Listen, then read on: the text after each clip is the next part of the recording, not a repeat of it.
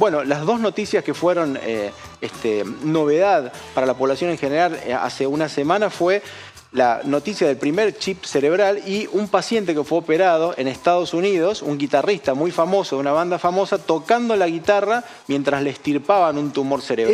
¿Esa es la operación? Bueno, ese video que se está mostrando ahí es una cirugía que realizamos hace 2 meses nosotros en un hospital público de la provincia de Buenos Aires, donde yo soy parte de un staff y un grupo, un equipo. ¿El paciente está despierto? El paciente está despierto, se puede ver ahí. ¿Y usted qué tipo de tratamiento le está haciendo en ese momento? Estamos extirpando un tumor cerebral mientras el paciente reconoce imágenes que se le muestran ahí en la computadora y moviliza el brazo derecho del cuerpo. Este era un paciente joven con una lesión cerebral ubicada en el hemisferio cerebral del lado izquierdo, vinculado con el habla. Entonces, si queremos preservar el habla en lesiones tumorales, fundamentalmente que se ubican en la corteza cerebral vinculada con el habla, es muy importante despertar a los pacientes para poder evaluarlo en directo mientras nosotros mapeamos, hacemos como una especie de escaneo. Van preguntándole. Exacto.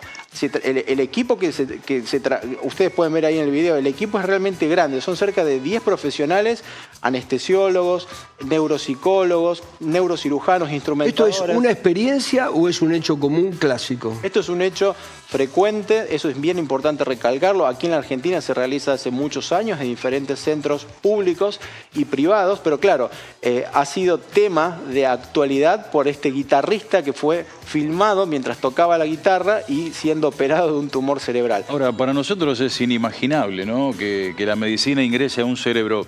Desde el desconocimiento total le pregunto, ¿se abre el cráneo, se opera a través de alguna cánula? ¿Cómo es que ingresan al cerebro? Es muy buena la pregunta. Todas las estructuras que tenemos hasta llegar al cerebro, que tenemos el cuero cabelludo, el hueso, ¿sí? Una capita que recubre el hueso y una membrana que cubre nuestro cerebro que se llama duramadre, tiene sensibilidad. Por lo cual, todas esas membranas, como el paciente está despierto durante la cirugía, se tienen que anestesiar localmente para que el paciente no tenga dolor. El paciente tiene que quedar quieto con un cabezal especial que se fija para no tener ningún movimiento mientras se está haciendo la evaluación, pero la superficie cerebral no tiene sensibilidad. Por lo cual, una vez que se expone, se hace una ventanita a nivel del hueso, ¿sí? Que esa ventanita después se vuelve a colocar con unos elementos de cierre, que son como unas mini placas. Pero una vez que se expone la superficie cerebral, se le empiezan a hacer preguntas al paciente mientras se realiza estimulación en el área cerebral donde se encuentra la lesión para saber dónde está representado, como en este caso, el habla del paciente. Entonces el paciente va reconociendo y reconoce, por ejemplo, un libro, una lapicera, una taza, y cuando estimulamos en el área del habla le mostramos un libro y puede dar error diciendo es una taza o simplemente quedar afásico transitoriamente sin hablar. Entonces ponemos unas pequeñas grillas en la superficie cerebral para demarcar como una especie de zona minada que en esas áreas no podemos ingresar para resecar la lesión. Es decir, lo que se busca con este tipo de cirugías, que repito es frecuente en nuestro país, en instituciones públicas y privadas, es resecar la lesión, una lesión cerebral y preservar la función ¿En qué hospital se hizo esta operación? Esta cirugía se realizó en el Hospital de San Fernando, Hospital Petrona Villegas de Cordero de San Fernando, es un hospital público de la provincia. ¿Cómo se llega a alguien que tiene una dificultad de este tipo, que lo está viendo por televisión, cómo se llega a poder tener este tipo de tratamiento y este tipo de cirugía?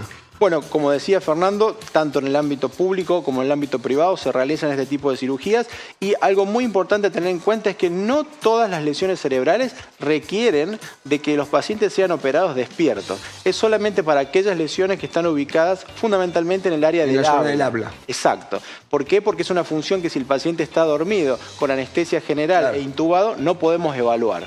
¿Y qué tipo de evolución tiene el paciente? Supongamos que lo operan hoy, sí. ¿Cuándo puede obtener el alta? Es muy buena la pregunta. Hace 2 semanas hicimos una cirugía con paciente despierto y yo le pregunté a mi anestesiólogo, ¿y el paciente ya se despertó?